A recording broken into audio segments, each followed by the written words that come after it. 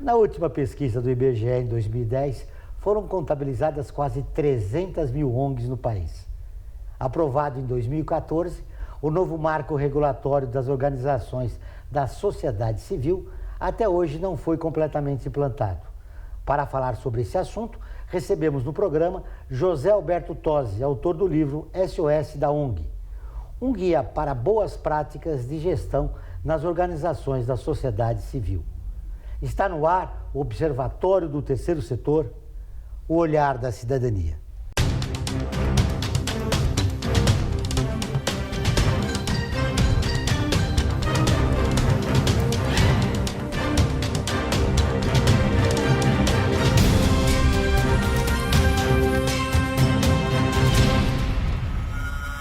José Alberto Tosi é consultor, professor, palestrante, pesquisador e articulista de temas voltados ao terceiro setor. Tudo bem? Muito obrigado pela sua presença. Eu que agradeço a oportunidade de falar a todos os telespectadores do Observatório do Terceiro Setor. O que te inspirou a escrever esse livro? Na verdade, você na introdução disse que nós somos aproximadamente 300 mil ONGs no Brasil. A minha inspiração está no sentido de que as ONGs devem ter uma sobrevivência, uma sustentabilidade, e eu acredito que para serem sustentáveis, necessariamente elas devem ter uma gestão profissional. E saímos daquela visão assistencialista, onde você tem que pedir um dinheiro aqui ou acolá para fechar o caixa no final do mês. Nós temos que encarar as entidades do terceiro setor como entidades profissionais e que devem, portanto, ter a sua sustentabilidade planejada e executada. Foi nesse sentido que eu escrevi o livro, porque eu acredito que as organizações devem se profissionalizar ou devem ter os seus processos profissionalizados. E o livro está bem em linha com esta visão. Nós sabemos que boa parte do terceiro setor é formado por pequenas e médias instituições de interesse social que não têm recursos. Como resolver esse problema em relação à profissionalização? É uma grande dificuldade, principalmente porque, além de não ter recurso, boa parte dos recursos são carimbados e restritos para aquele projeto. E não necessariamente sobra recurso para pagar uma remuneração de diretoria, por exemplo, ou profissionais mais caros e com mais gabarito. Todo o processo, evidentemente, começa pelas maiores, pelas que têm mais potencial e, ao longo do tempo, vai permeando as demais entidades. Então, eu acredito que as entidades do Sudeste, no eixo São Paulo, Rio, Minas e no Sul, que são entidades maiores com mais potencial, devem partir já para esta profissionalização, o que vai fazer com que as demais, ao longo do tempo, entrem nesse processo. Evidentemente, algumas pequenas que não se prepararem correm o risco de desaparecer. O marco regulatório foi um avanço, né, para o terceiro setor. Por que houve tantas resistências em relação a ele?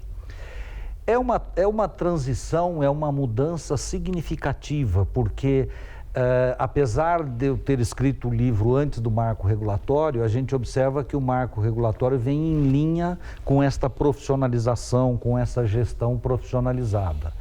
Então, ele exige uma transformação na gestão dos processos das organizações. Então, esta foi, digamos, uma das primeiras resistências. Uma outra coisa que me preocupa muito, e eu tenho dito nos cursos, palestras e entrevistas, é exatamente o que você colocou. Temos 300 mil ONGs, mas a grande maioria delas são de pequeno porte. Como uma organização de pequeno porte que não tem recursos suficientes pode se profissionalizar para seguir o marco? O Brasil tem aproximadamente 3.560 municípios, 3.580 municípios. Se você olhar a pesquisa do IBGE, 75% desses municípios têm menos de 25 mil habitantes. E aí eu pergunto, como um município com menos de 25 mil habitantes pode se estruturar para seguir o marco? Mais ainda, como as organizações que têm sede nesses municípios teriam capacidade financeira e econômica para se adaptar ao marco? Então, é um grande desafio. Haverá necessidade de um prazo de adaptação desses municípios, dessas organizações, para digamos, cumprir Olha, eu acredito assim, o prazo já foi mais do que dado, porque a lei saiu em 14, foi prorrogada, e agora a vigência dela para recurso municipal é a partir de 1º de janeiro de 17. Então, em termos de prazo, eu acho que foi dado. O que eu sempre defendi é que poderia haver uma implantação paulatina, ou seja, vamos implantar primeiro nos municípios acima de 100 mil habitantes, depois de 50 mil habitantes, e aí sim você daria tempo para os municípios menores e as ONGs menores se organizarem até espelhando nas demais que implantaram. Mas infelizmente não foi assim. O clima político do país impediu que essas sugestões pudessem ser incorporadas, né? Porque ele já estava um pouco atrasado. Também. E nós temos hoje uma dificuldade muito grande no terceiro setor para as organizações que vivem de recurso público, municipal principalmente, porque nós vamos entrar no final deste ano e começo do ano que vem com uma transição relativamente complexa. Por quê? Teremos eleições municipais e vocês sabem que toda vez que tem eleição, o novo prefeito para tudo, né, para depois reanalisar todos os convênios, todos os processos. Segundo, tem o marco regulatório para ser implantado. E terceiro, nós sabemos que os nossos municípios estão carentes de recurso, com um déficit orçamentário muito grande. Então, as organizações que vivem de recurso público estão sofrendo muito e esse segundo semestre, o início do ano que vem, o primeiro semestre do ano que vem, será um grande desafio. Você levantou uma questão fundamental. Boa parte das organizações de interesse social que depende de recurso público, com a crise econômica do país, verão seus recursos serem diminuídos ou extintos, né? Sem dúvidas. As estatísticas mostram que no volume total anual de recurso para o terceiro setor no Brasil, 45% a 50% são recursos públicos, que estarão sujeitos a esta lei completamente a partir de 1º de janeiro de 17. Nós vamos interromper para fazermos o intervalo e nós voltamos dentro de instantes. Aguardem.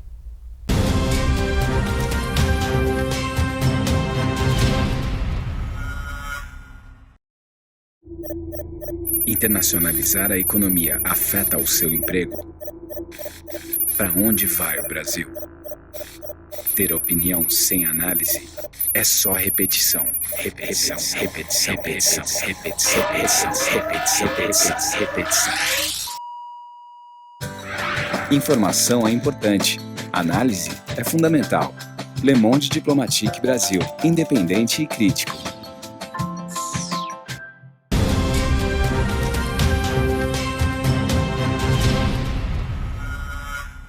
Voltamos com o Observatório do Terceiro Setor, o olhar da cidadania. Nós ainda gostaria de conversar com você a respeito do marco. Há o desafio da comunicação, né, de explicar para essas organizações de interesse social a importância dele para o desenvolvimento e a profissionalização do terceiro setor. Esse desafio é muito grande, né? Sem dúvidas é muito grande. O marco traz uma novidade importante com a qual eu concordo, que é você medir o resultado social. Até então, prestação de contas era quanto eu te mandei de recurso, cadê as notas fiscais e comprovando do que você gastou. Pelo marco, não. Qual foi o resultado social que foi promovido com este recurso que foi colocado? O impacto que ele teve na sociedade. Com certeza. Os resultados são fundamentais. Né? E aí tem um aspecto muito importante do marco que acho que vem de encontro a esta visão de observatório do terceiro setor. Eu acho que a legislação brasileira, e a 13019 é um exemplo disso, está trazendo cada vez mais o cidadão para o controle social. Há uma necessidade e é extremamente importante que a sociedade, que o cidadão participe da fiscalização, da observação, do controle do recurso social. E o marco, ele traz a obrigatoriedade de transparência, tanto do órgão público como da organização. Ele traz comissão de seleção e monitoramento, que essa nova versão prevê que apenas um funcionário público Para a comissão de seleção e monitoramento, há a exigência de apenas um funcionário do órgão. Os demais podem ser cidadãos da sociedade civil. Quer dizer, é mais uma forma de controle social. E também tem a possibilidade de manifestação de interesse social, que nada mais é do que a sociedade civil organizada, de alguma forma influenciando as políticas públicas. E todos esses aspectos que você levantou, é fundamental a transparência, até para a imagem, né, do terceiro setor, que às vezes é maculada por entidades que não cumprem a sua finalidade. Né? Então, nós temos que virar esse jogo, porque uma destrói um conjunto muito grande. Então, nós precisamos de controle social, nós precisamos de segurança e minimizar os riscos de aparecerem entidades mal intencionadas. E neste ponto, a participação do cidadão no acompanhamento disso é fundamental, porque só assim nós vamos conseguir eliminar e separar o joio do trigo, estas entidades mal intencionadas. E melhorar também a figura do doador, né? Melhorar o número de doadores no país, porque quando a desconfiança diminui através da transparência, as entidades de interesse social que atuam na comunidade poderão obter mais recursos, né? Com certeza, porque você cria uma segurança maior, você cria um ambiente melhor para a doação e para o investimento social nas organizações da sociedade civil. Voltando ao seu livro, você tem aspectos importantes aqui e fala uma coisa que nós acabamos de mencionar, que é a captação de recursos. E é fundamental a transparência e que a entidade atua na comunidade, quer dizer, o cidadão vê o que está sendo feito, né? Uhum. E de que forma você apresenta sugestões para que as entidades de interesse social consigam captar melhores recursos? Uma das grandes discussões minhas neste livro, em tudo que eu tenho falado, vai de encontro a uma visão de competitividade. Se você observar, o terceiro setor capta recurso público, capta recurso privado das empresas e capta recurso de pessoas físicas. O recurso o marco regulatório exige chamamento público, que nada mais é do que uma competição pelo recurso. As empresas privadas estão exigindo, através de editais, também uma competição. Ora, se para captar recurso eu tenho que competir significa ser mais eficiente. Então, vai de encontro a esta visão de profissionalização, onde as organizações devem ser mais competitivas, ou seja, fazer mais com menos. Portanto, conseguirem captar recurso de uma forma mais eficiente do que outras nessa competição. Um outro aspecto que está no marco e que pode ser relevante é o fato de a entidade ter que estar atuando há 3 anos, né? Para que ela possa captar recurso, né, junto ao governo. Essa é uma medida interessante também, né? Mas mudou com a revisão do marco, né, com a Lei 13.204, que é a alteração do marco.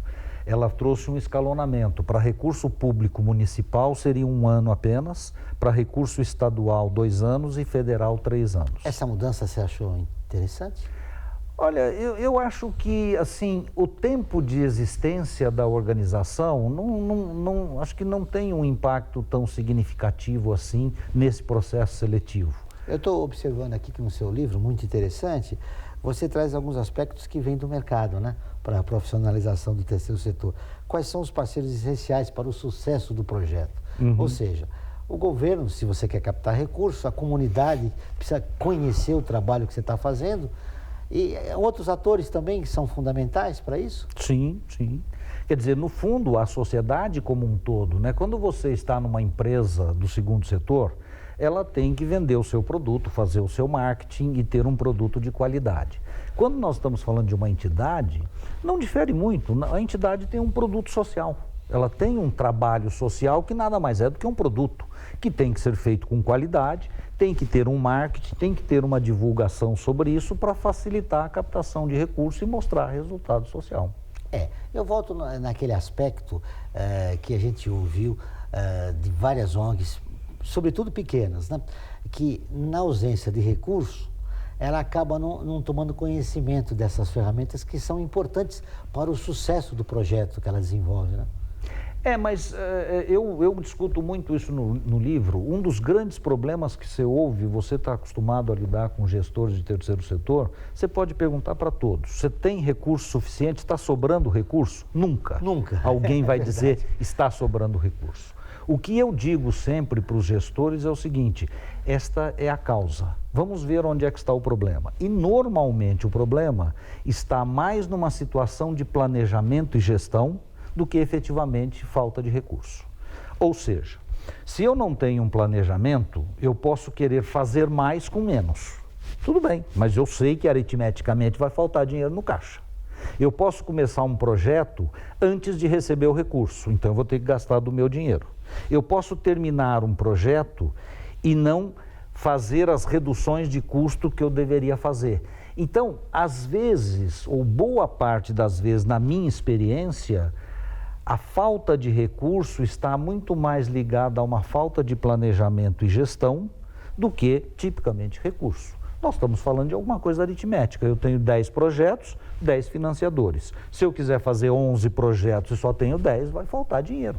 Se você implementar essas ferramentas que você sugere no livro, o olhar da instituição não vai ser só para a verba do governo, ela pode captar esse recurso na própria sociedade, né? Aliás, eu tenho discutido muito fortemente com as organizações e tem visões de todos os lados, né? Mas essa dependência das organizações só do governo, filosoficamente eu não tenho nada contra, mas é um problema sério para a gestão e sustentabilidade das organizações. Porque, como eu disse há pouco, para quem vive de recurso público municipal, nós teremos eleições, marco regulatório e falta de caixa nos municípios. Como é que a entidade vai sobreviver se o município não disponibilizar o recurso? Vamos continuar esse assunto logo depois do nosso intervalo. Nós voltamos dentro de instantes.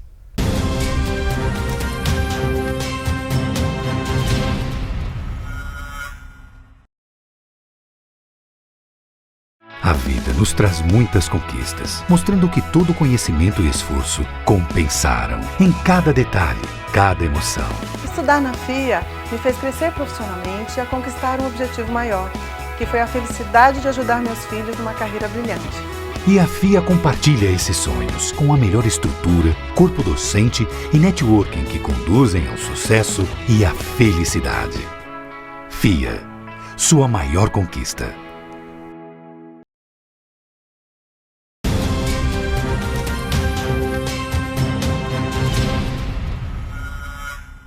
Voltamos com o Observatório do Terceiro Setor, o olhar da cidadania. Tosi, nesse último bloco, eu queria explorar com você como você vê o futuro do terceiro setor no Brasil. Olha, é uma pergunta muito interessante e eu acho que é fundamental para a sustentabilidade do terceiro setor. Nós estamos numa fase de transição muito grande dentro desta visão de profissionalização. E eu acho que o terceiro setor tem que parar e pensar e estabelecer como é que a gente pretende sobreviver no futuro. Eu já adiantei no bloco anterior que isto é uma realidade, a competição pela captação de recursos. Então, existe claramente uma visão de competição hoje na captação de recursos por parte das entidades. Existe a visão de profissionalização. A própria legislação vem facultando a remuneração de diretoria, que nada mais é do que uma forma também de profissionalização do terceiro setor. Então, na minha opinião, a sustentabilidade futura das organizações passa pela competição, pela profissionalização dos processos, remuneração de diretoria e uma visão de que eu tenho um produto social. Eu não sou uma entidade que atende criança, eu tenho um produto social que é cuidar de uma criança de uma forma adequada, com qualidade, e vou vender esse produto social, seja ao governo, seja às empresas privadas, ou seja à sociedade como um todo. Você é a favor de que a entidade diminua a busca de recursos, de verbas do governo? Olha, essa é uma discussão filosoficamente bastante controversa, porque, de um lado, alguns acreditam que se estão executando uma atividade de política pública de responsabilidade do Estado, o Estado deveria pagar por isso. De outro lado, se a entidade tem uma dependência muito grande de recurso público, a sobrevivência dela não é assegurada, não é garantida. Então, o que eu costumo dizer para os gestores é o seguinte: olhando em termos de risco, uma grande dependência de recurso público é um grande risco, né? Então, eu sou, dentro desta visão de profissionalização da gestão e dentro desta visão de produto social, eu sou mais pelo lado de que o produto deveria ser vendido a quem quer que seja e, se possível, mais às empresas privadas, à sociedade, do que ao governo. Resta aquela questão que sempre existe, né? Nós pagamos os nossos impostos e esses impostos devem financiar a execução das políticas públicas. Se eu vou comprar um serviço social, particularmente de empresa privada ou pessoa física, eu estou pagando duas vezes em tese. Então, a minha defesa mesmo é que isto fizesse parte dos meus impostos. Quer dizer, eu compro um serviço social e posso abater isso dos meus impostos, tanto na pessoa física como na pessoa jurídica. Dentro do que você falou, você acredita que as empresas privadas, elas já estão sensibilizadas para a responsabilidade social e adquirir esse papel relevante? Já que o Estado diminui, elas terão que participar ativamente, né, dos projetos sociais. Houve uma grande evolução. Eu milito no terceiro setor há aproximadamente 16 anos. Nesses 16 anos, eu vi uma evolução muito grande das empresas privadas que começaram lá com aquela visão de responsabilidade social. Hoje já se fala em balanço social, em sustentabilidade, que é uma visão bastante evoluída das empresas, e acho que elas estão se preparando, ou a minha tese é que daqui a pouco elas vão comprar serviço social e não investir em projeto. A responsabilidade em relação à sustentabilidade, ela já adquiriu uma nova forma, porque nós podemos conseguir um crescimento sustentável? Essa é a pergunta. Eu acho que podemos. Na verdade, eu acho que cometemos um grande erro enquanto população da Terra, em que a gente assumiu que a lei da oferta e procura valia para recursos naturais. Só que recurso natural é limitado. Então, nós gastamos demais e a natureza não conseguiu produzir naquilo que a gente precisava. Se nós não conseguimos implantar isso antes como uma filosofia, nós vamos implantar agora pela escassez, né? Então, a falta de água que passamos e ainda estamos passando em São Paulo e uma série de outras faltas de recursos naturais irão ensinar a população de que nós temos que lidar com isso de uma forma diferente. E eu acho que isso vai afetar também o terceiro setor, até porque temos muitas entidades que lidam com a questão ambiental. É isso que eu queria tocar nesse assunto. A solução desses problemas que você citou passam também pelo terceiro setor. Com absoluta certeza. E é comum hoje uma empresa contratar serviços de uma entidade do terceiro setor para fazer uma avaliação de um passivo ambiental ou de um passivo social numa determinada fábrica ou numa unidade fabril. Então, existem expertises que são específicas do terceiro setor. E isso são produtos que o terceiro setor tem vendido para as empresas. A minha tese passa por expandir esse volume de produtos, seja ele no ambiental, seja ele no social, seja ele em qualquer atividade das organizações da sociedade civil no Brasil. Você acha que os atores, você estabeleceu alguns cenários que eu considero muito importantes para o terceiro setor no futuro. Os atores, seja o governo e as empresas privadas, já estão conscientes e preparados para essa nova realidade? No caso do governo, a gente sabe que você citou no bloco anterior que falta um projeto de Estado, né? Uma política de Estado e não de governo. Todo governo que troca se substitui. E em relação às empresas também, há certa resistência em relação a atuar no terceiro setor. Como você vê isso? Eu acho que as empresas, o segundo setor já evoluiu mais rapidamente, está numa fase de transição, numa fase de uma nova visão sobre o terceiro setor. O governo, com o advento da 13019, eu acho que deu mais um passo. mas, na minha opinião, ainda um pouco distante do que seria o ideal para as entidades do terceiro setor. Você fala no seu livro, aqui muito interessante, os 10 passos para se você montar, né, uma organização de interesse social. Falando os 10 passos para o terceiro setor, nós estamos quase em que passos e o que falta para a gente chegar a uma situação ideal?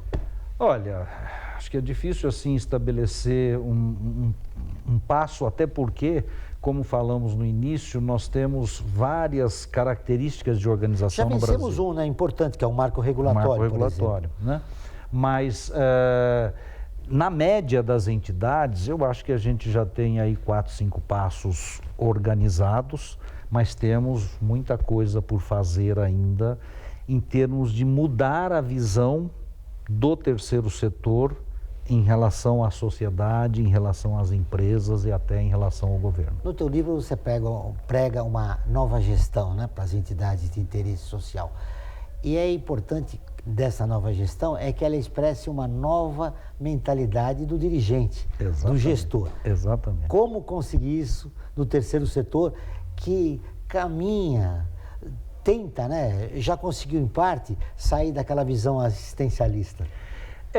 Uma das características, e muitos podem me condenar por isso, mas o trabalho voluntário ele é extremamente importante, mas ele não é sozinho, ele não resolve. Porque eu tenho visto muito, uma coisa que eu tenho discutido nas organizações, um passo para essa gestão profissionalizada é a governança.